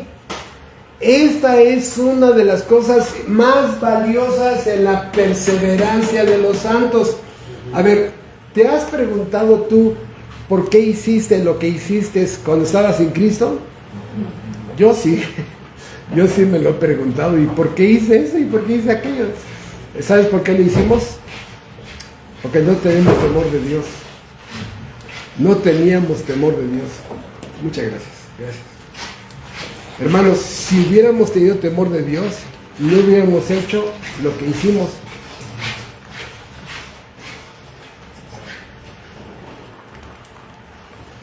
Si una mujer abortó, así que fue a que asesinara a su bebé, si hubiera tenido temor de Dios, no lo hubiera hecho. Si un hombre lo hubiera asesinado, si hubiera tenido temor de Dios, no lo hubiera hecho. Hermanos, 3 cosas así rápidamente del temor de Dios. Número 1, el temor de Dios implica que estoy consciente de sus atributos. Estoy consciente que eso omnipresente me está viendo. Estoy consciente que es inmutable y no va a cambiar. Que si cohereó a David, también me va a coherear a mí. Que es soberano, que es santo y no puede ver mi pecado. Que, o sea, empiezo a ser consciente de sus atributos. Estoy consciente yo de mi responsabilidad que debo de tener ante Él. Debo de someterme a su ley, a su voluntad, a sus preceptos, a sus normas. Debo de someterme a vivir practicando la justicia, practicando la santidad. Y estoy consciente de que me está viendo. 3 cosas valiosas que te van a ayudar a perseverar. Tenemos varios sermones de esta doctrina, el temor de Dios, que no tienes idea cómo ayudan, porque te vuelves consciente de que estabas en un estado inconsciente. Tiene un mensaje. Puedes tomar mejores decisiones. Ya te das cuenta que pecas porque quieres. Ya cuando éramos inconversos, éramos esclavos del pecado, no estábamos muertos, etcétera. Pero ahora ya libres y regenerados, nuestro pecado es 100 veces peor que cuando éramos inconversos, hermanos. Inconversos no podíamos dejar de pecar, y ahora que sí podemos dejar de pecar y pecamos, 100 veces peor. Esa mentira que dijiste, ¿por qué la dijiste? Hasta tú te sientes mal, dice, pero ¿por qué sigo siendo mentiroso? ¿Pero por qué hice eso? ¿Por qué hice aquello? ¿Por qué? Porque el temor de Dios te hace estar consciente de que Dios te está viendo, y en su omnisciencia conoce lo que hay dentro de ti. Él ha visto tus pensamientos. Hermano pastor, hasta tengo que preocuparme por mis pensamientos. ¿Tú qué crees? Si Dios es omnisciente y sabe y conoce todo, conoce lo que hay dentro de ti, conoce tus pensamientos, y nada más la persona te haga saliva, ¿no? Conoce tu imaginación, conoce tus fantasías. Me quiero morir, porque las cosas más secretas, íntimas mías, Estoy desnudo ante Él. Sí. Entonces, ¿por qué hicimos lo que hicimos antes de Cristo? Porque no teníamos temor de Dios. Y aquí, y escuchen, y nadie tiene temor de Dios hasta que no nace de nuevo. Porque aquí dice, y pondré mi temor en el corazón de ellos para que no se aparten de mí. Y pondré mi temor en el corazón de ellos. Hasta que nace de nuevo la persona, tiene el temor de Dios nuevecito. No nacemos con ese temor de Dios desarrollado, hermanos. Repito, por eso hacemos lo que hacemos, sin Cristo. Entonces, perseveramos en el arrepentimiento, perseveramos en el amor, perseveramos en la esperanza, perseveramos en el gozo, ¿sí? Perseveramos en el temor de Dios. ¿Ese temor de Dios algún día desaparece? No. De hecho, cuando más pecas, más esa sensación está ahí.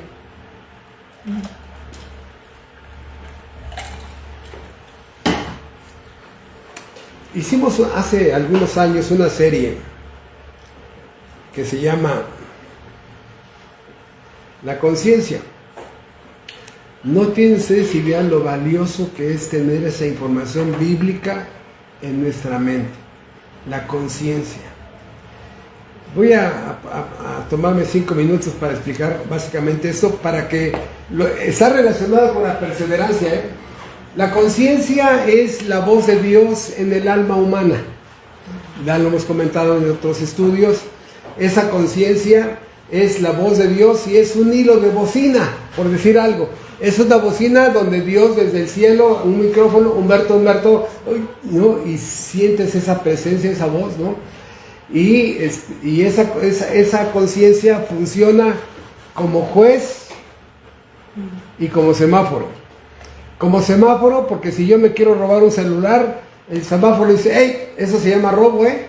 Y dices, oye, creo que nadie me ve, se llama robo. Es en forma preventiva.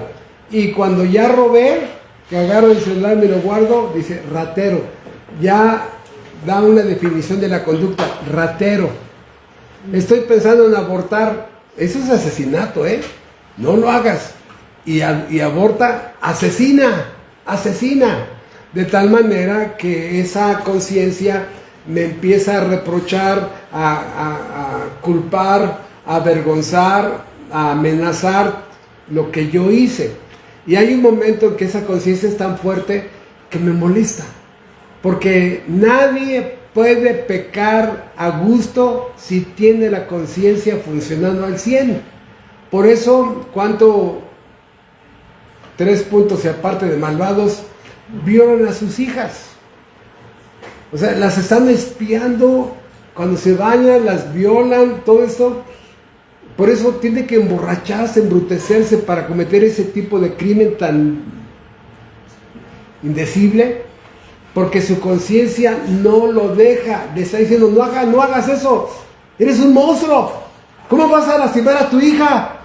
Abre los ojos, entiéndelo. Y llega un momento y dice, no me gusta pecar y que mi conciencia me esté culpando. ¡Chin! Cortas el cable de comunicación al cielo. Y en ese momento pierdes la conciencia, pierdes el freno y haces una lista de barbaridades, porque eres una persona sumamente peligrosa, porque ya nada te frena. ¿Qué pasa con la perseverancia de los santos? Dice el apóstol Pablo, procuro tener buena conciencia delante de Dios y delante de los hombres. Porque dice Pablo en 1 Timoteo 4, tienen la conciencia cauterizada. Hace muchos años, mi papá ya murió, mi papá se sonaba la nariz y se le venía sangre. Fue con el otorrino y le cauterizó las venitas de su nariz y ya se sonaba la nariz y ya no sangraba. Cauterizar es quemar, ¿no? Cuando te queman ahí algunas venitas para que estaban muy débiles y ya no se vuelven a romper. Entonces, cuando dice Pablo, tienen la conciencia cauterizada, la quemas. ¿Y cómo se puede quemar una conciencia? ¿Cómo la podemos quemar la conciencia? Bien sencillo. Peca más. De por sí el corazón es duro. Lo vas endureciendo. Luego te vas autojustificando. Te vas defendiendo. Empieza a echar culpas a medio mundo. Y todo eso se llama un endurecimiento progresivo del corazón. De tal manera que ya empiezas a quemar tu conciencia. Un corazón completamente quemado, nada lo frena. Entonces, la conciencia, el temor de Dios, elementos que ayudan a la perseverancia de los santos.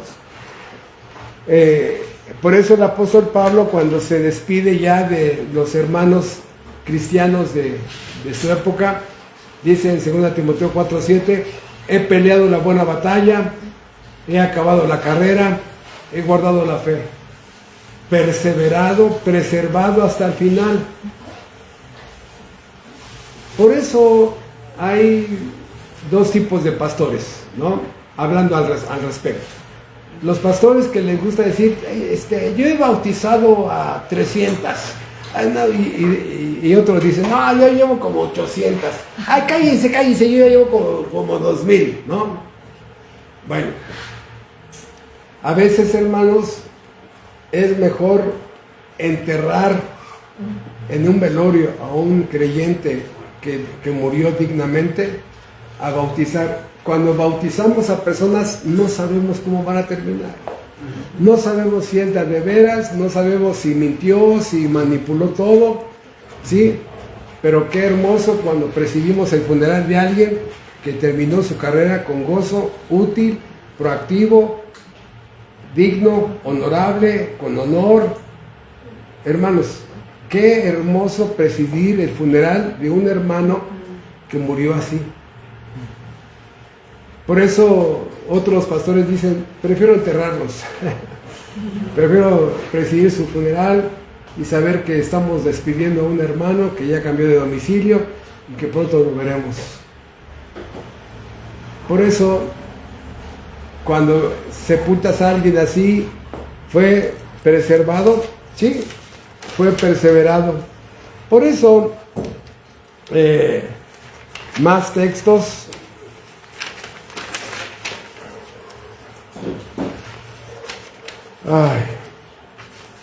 Esta perseverancia, hermanos, implica una lucha terrible, ¿eh?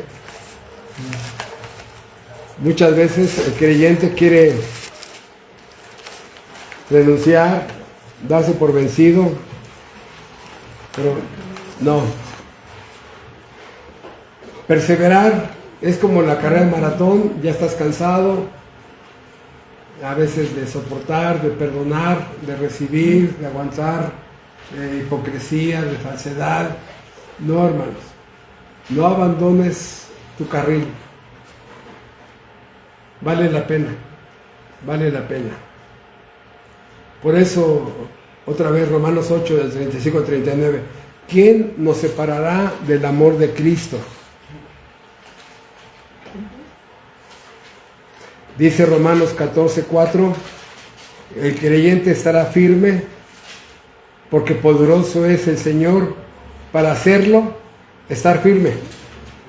Dice Romanos 6:14, no estáis bajo la ley, sino bajo su gracia, ¿sí?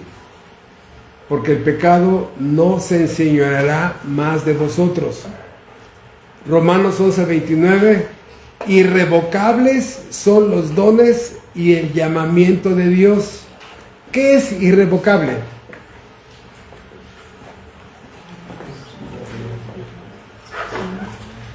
¿Qué es irrevocable? No se puede cambiar. No se puede echar para atrás. Dice, irrevocable es el llamamiento de Dios.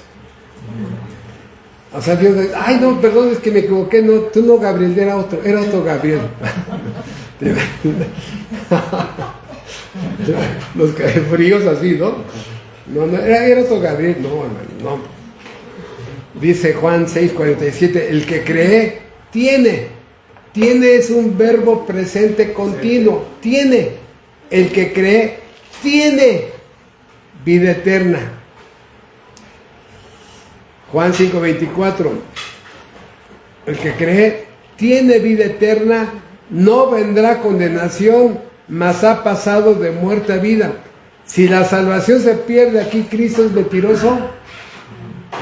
¿Alguien se atreve a decirle mentiroso? No, el mentiroso y el ignorante es el que sostiene que la salvación se pierde, ¿no?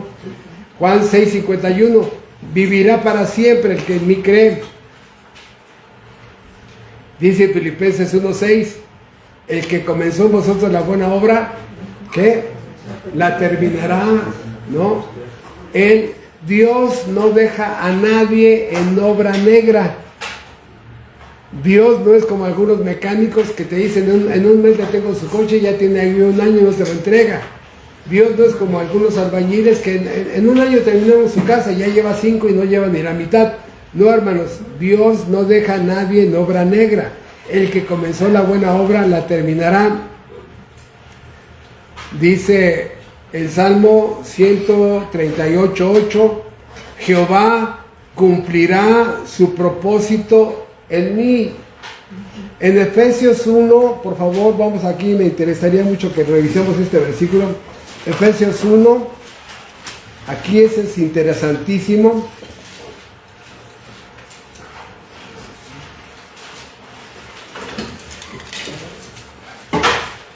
En Efesios 1, dice el versículo 13, hablando de la certeza de la salvación, dice, en él también vosotros, habiendo oído la palabra de verdad, el evangelio de vuestra salvación, y habiendo creído en él, fuisteis sellados con el Espíritu Santo de la promesa, que es las arras de nuestra herencia, hasta la redención de la posesión adquirida para la alabanza de su gloria.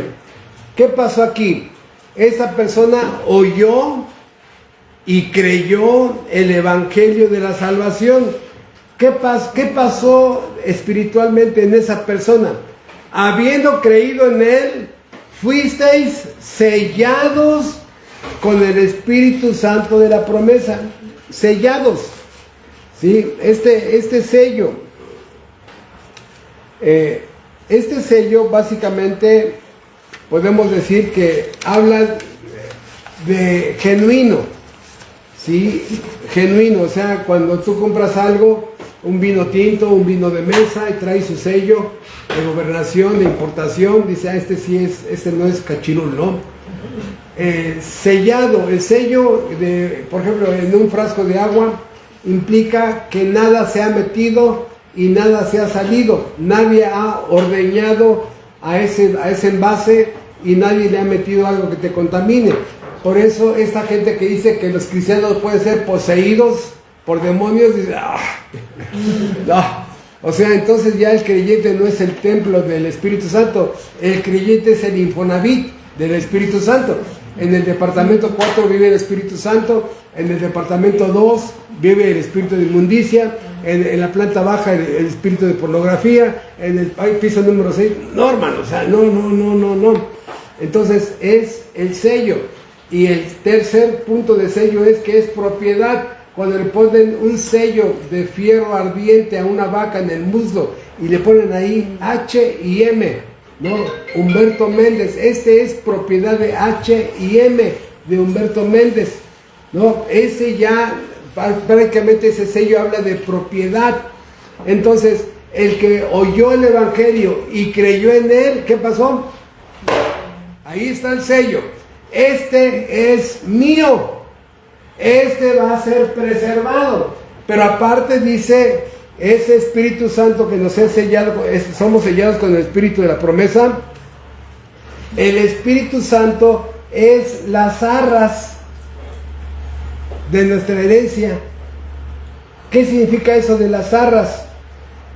Las arras es un depósito que se deja como prenda de que ese hombre va a cumplir a esa mujer. Es un depósito, ¿sí? Es un pago inicial. Aquí te dejo al Espíritu Santo para seguridad tuya, porque el Espíritu Santo va a producir en ti santidad, no lenguas, ni visiones, ni nada de eso. Por eso se llama Espíritu Santo, porque si tienes el Espíritu Santo, produce pensamientos de santidad, deseos de santidad, conducta de santidad. Y ahora, ¿cuánto tiempo dura este sello? Hasta la redención de la posesión adquirida para la alabanza de su gloria. ¿Hasta cuándo dura esa perseverancia? Según el texto. Sellados hasta el fin. Hermanos, ¿la salvación se pierde? Híjoles. No, hermanos.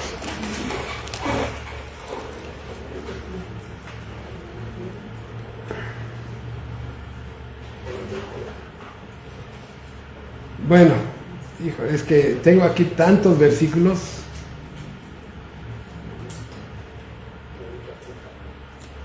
Primero de Pedro 1:5.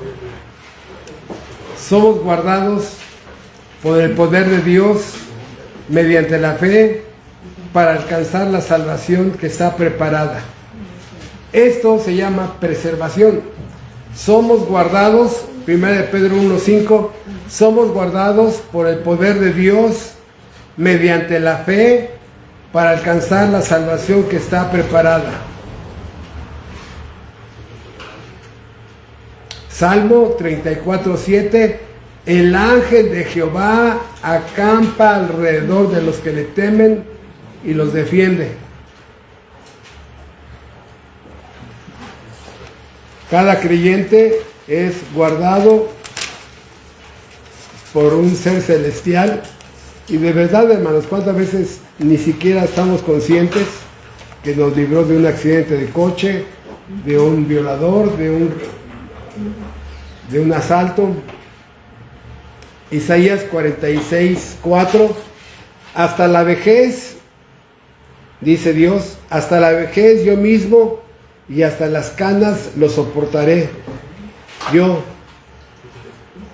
hice, yo llevaré, yo soportaré, yo guardaré. ¿Por qué dice esto? Hermanos, entre más viejitos nos hacemos, más necios nos somos. Más cascarrabias, más difíciles, más complejos, más idiáticos. Y a veces la esposa ya se cansa, o el esposo ya se cansa de ella, los hijos se cansan. Dice Dios, sí, no te preocupes, hasta la vejez yo mismo te soportaré. Te soportaré. Dice Salmo 97:10, Él guarda las almas de sus santos. Salmo 48:14, nos guiará aún más allá de la muerte. Él seguirá siendo nuestro pastor después de la muerte. Dice Salmo 37:28, no desamparará a los santos, para siempre serán guardados. Lucas 10:20, regocíjense de que sus nombres están escritos en los cielos.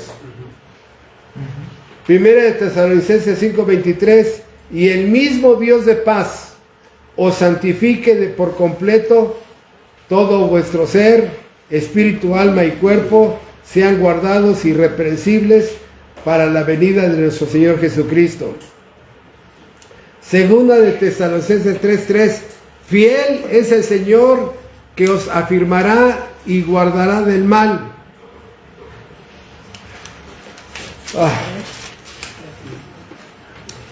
Entonces, ¿la salvación se pierde? No, hermanos, ¿cómo crees? No.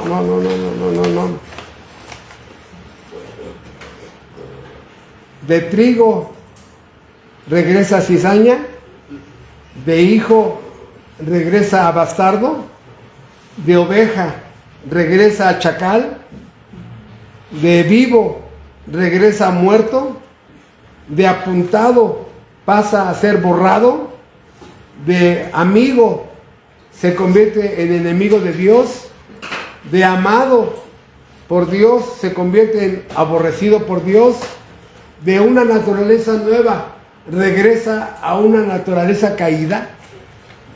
¿Entendemos entonces la blasfemia de estas personas que sostienen que la salvación se pierde.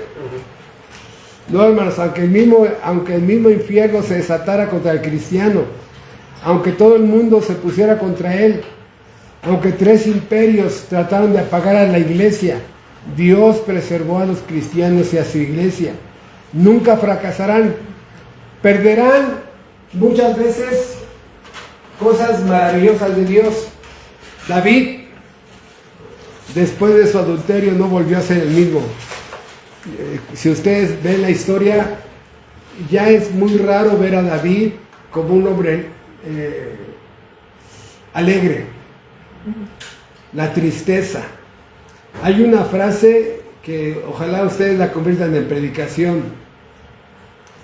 Absalón, hijo mío, Absalón, cuánta culpa tuvo este hombre de ver que el juicio que él mismo pronunció cuando el profeta fue a visitarlo, le dijo, hay una historia. ¿Cuál? Un hombre tenía muchas ovejas y fue y le quitó una oveja a su vecino. ¿Qué crees que merece ese hombre? ¿Qué? El que es digno de que pague 4 veces. Dice, tú eres ese hombre. ¿Qué? Hermanos, Amnón, su hijo de David, violó a su hermana Natán. Aquí ya ver que tu hijo es un monstruo, violador de su propia hermana, ni la familia respetó el tipo este. Su hermana mancillada. Luego su hijo Absalón mató a Amnón. Luego su propio hijo que tuvo con el hijo de adulterio murió. O sea, cuánta culpa había en este hombre. Y cuando el último se rebela contra él y le divide el reino a David, y luego su general persigue a Absalón, y dice que es uno de los hombres más hermosos de toda la Biblia, con un cabello frondoso, y va galopando, ¿no? En su caballo va galopando, y el otro lo va persiguiendo, y entre tanto cabello suelto se queda amarrado en una rama, se queda colgando, y el otro llega y nada más le tira el puñal. ¿Cuánto dolor hay en la frase Absalón, hijo mío? Absalón. Cuando la culpa te muestra que tú eres el que tiraste la primera ficha del dominó. Ay. Por eso muchas veces en consejería pastoral, algunas ocasiones tengo que buscar la primera ficha que fue lo que desencadenó este desorden de la persona en ese matrimonio, porque hay muchos matrimonios que tienen problemas y quieren resolver la última ficha que los tiró, pero a veces hay 8 fichas antes. Si no vas con la ficha 1, no vas a poder. Tienes que levantar la 1, luego la 2, luego la 3, luego la 4, luego la 5 y así. Y la 8ª se levanta fácil, ¿no? Pero hay muchos pastores o muchas ovejas que quieren levantar la ficha número 8. No, es que mi esposa no cambia, ya levanté la ficha número 8 y no cambia. No, es que hay que ir un poquito más atrás.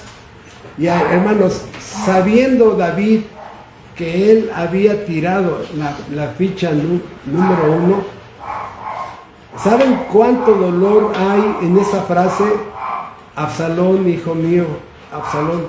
¿Cuántas veces este hombre durmiendo pensó, si no hubiera yo adulterado, el final de la vida de David hubiera sido diferente? Vencía a los gigantes. No, un hombre poderoso, vencido por una mujer. Sansón, vencido por una mujer. No estoy satanizando a las mujeres, no, me refiero a que a veces el diablo usa personas para destruir. Una mujer inmoral venció a David. ¿Cómo se está bañando con la ventana abierta? Por favor, o sea, ¿no? Una mujer inmoral venció a David. Una mujer inmoral venció a Sansón y mujeres inmorales vencieron a Salomón. Y muchos hombres todavía creen que pueden vencer ese dardo. Entonces, hermanos, la perseverancia, son amados por Dios, son guardados por Dios, hay un decreto sobre ellos, hay un juramento sobre ellos, hay un pacto de gracia sobre ellos. Dios jura que llegarán sanos y salvos a su hogar celestial. Y para terminar esta parte del estudio, vamos a dirigirnos a Apocalipsis, donde vemos el cumplimiento de la perseverancia de los santos y los vemos a todos llegando al cielo sanos y salvos. Apocalipsis capítulo 7, versículo 9. Apocalipsis 7, 9.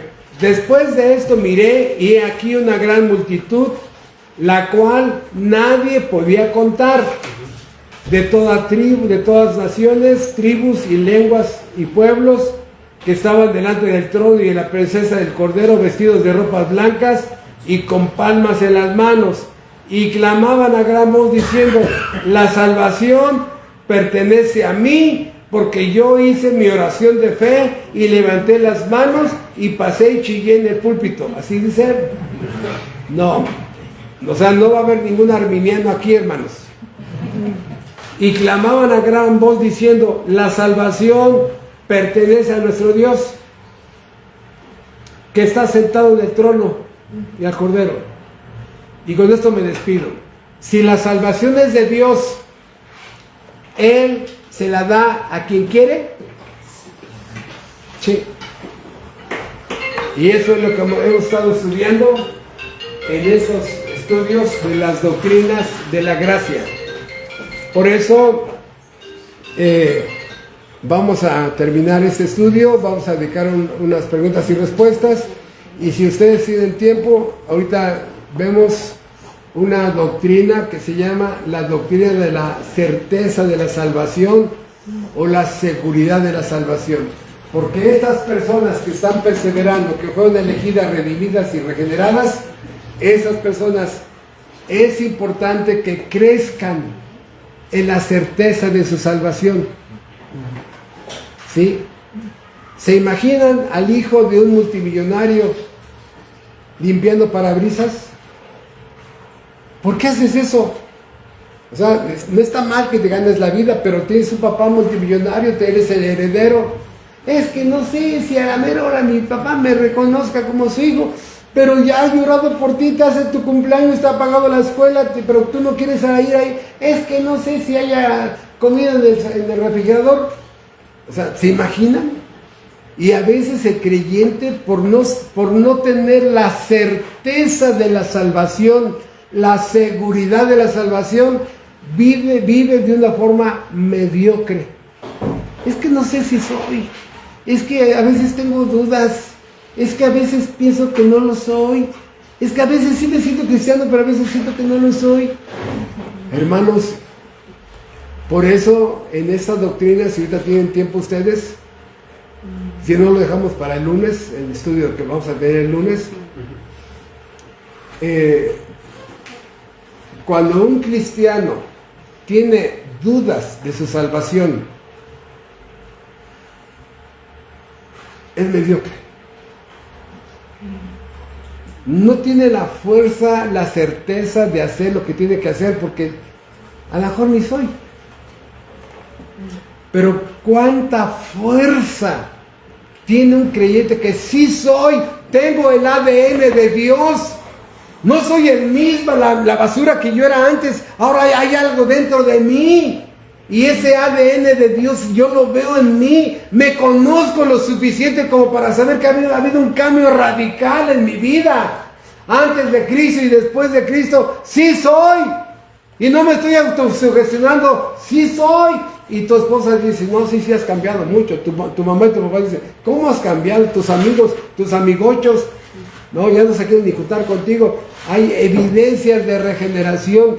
Y eso, hermanos, estar cierto de tu salvación, convencido de tu salvación, y la Biblia te llama a que confirmes tu salvación, te va a hacer invencible de acuerdo a los términos en los que Dios te creó. No tienes idea cuán fuerte es aquel que está convencido que sí es. Y todo esto, el regalo de la cruz de Calvario, todo esto comprado en la cruz para su pueblo, el perdón, la salvación, la redención, la adopción, la predestinación, la perseverancia, el llamamiento eficaz, todo esto lo compró Cristo para cada uno de sus hijos, para que fuéramos útiles en este mundo de tinieblas. Nuestro Padre Celestial, te damos las gracias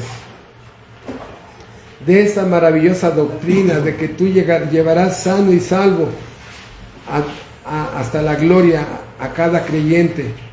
Y ahora sí entendemos por qué. Cuánto trabajo hay tuyo en cada uno de ellos. Cuán involucrado estás en la salvación de cada predestinado. Toda la maquinaria del universo que pusiste a trabajar para que cada elegido viniera a la salvación. Todo el paquete de la salvación que le diste.